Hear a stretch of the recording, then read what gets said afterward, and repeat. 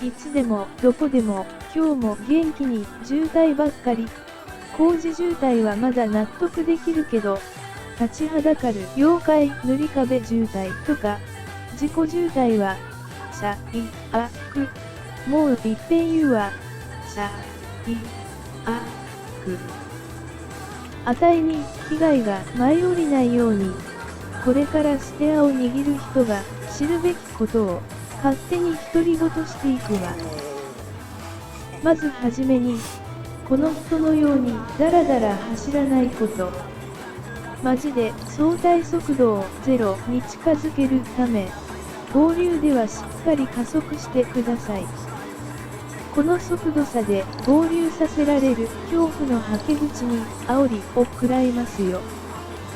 規制速度と実勢速度が乖離していることを理解して、合流部では規制速度を超えてでも相対速度差プラスアルファにすれば、意識の 70% を前方の車との距離感に当てられるわ。周りの車との速度差ゼロが最も安全で、プラスアルファでコロニーから離脱がベストよ。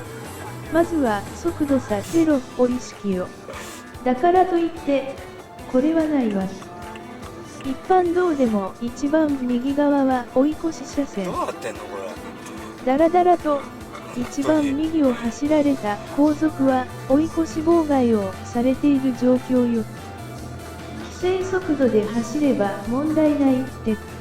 そのレーンにいること自体が問題よ。そんでもって同じようなことで、両側走行車線の首都高だからって、だらだら右側は走らないこと、これはモラルという名の掟よ。巡航するなら左側、ぶち抜くなら右側。もう一度言うわ。巡航するなら左側、追い越すときは右側から。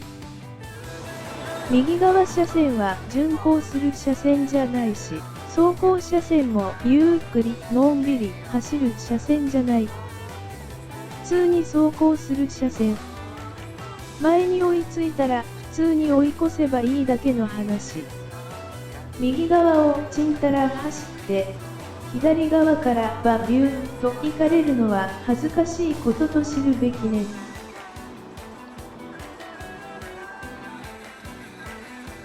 車線ついでに走行するラインについても少し話しとくわ。前の車は下手な人の典型でエーペックスにつくのが早すぎる。ここでエーペックス通過したもんだから、カーブ出口でもたつく羽目になってる。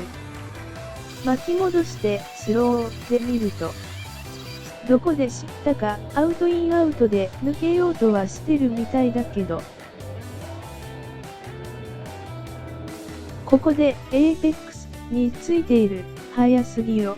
そこからアウトに膨らむけど、エーペックスにつくのが早すぎて、いつまで経ってもカーブに引っ張られてステアで無理やりこのタイミングで車の向きを出口に向けている。こんなとこでブレーキ踏んだり、こんなとこ走ってみたり、タイヤに余計な仕事させ、そのうち釘でも拾ってパンクすることになる。けなげにも少しでもペースを維持しようと、こんな車線またぎをしてみたりと、エーペックスに早くついたツケをなんとかしようともがいてるのがよくわかるわ。カーブでふらつきや姿勢を崩したくなかったら、目線をこんな風に動かして、なるべくアウト側を沿わすように走らせて、カーブの奥でエーペックスを取って、車の走行ラインをコントロールするイメージがいい感じかもね。思ってる以上に目線って大事で、どういうわけか見てる方向に進んでいくから、タイヤが滑ってコントロールを失っても進路を見続けること。緊急時も最後まで諦めないで、切り抜けられる出口を見続けないとこうなるわよ。運転に慣れてきて調子に乗ってスピード出したりしてくると思うけど、そのタイミングで運転じゃなくて操縦できてない事実を知れるドライビングセミナーに参加を勧めるわ。あたいとあたいの家族、友人に被害が及ぶ前に車のコントロールを学べるセミナーに参加して、コントロールを失った車の中で何もできずに何かにぶつかる直前の恐怖を安全に身をもって知ることができれば、制御できる速度領域も知れるし、スマホ片手にふんぞり返って運転することもなくなり、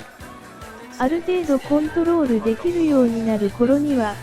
車の事故防衛運転ができてるようになるわ。運転に慣れてきた人は操縦はできるのかを自分に問いかけてみて、何が言いたいかって、あたいの進路の前では絶対に事故らないで、渋滞を作らないで、車がコントロールを失う直前の限界がわからないからってトロトロ走らないで。もう一度言うわ。あたいの進路の前では絶対に事故らないで、渋滞を作らないで、車がコントロールを失う直前の限界がわからないからってトロトロ走らないで。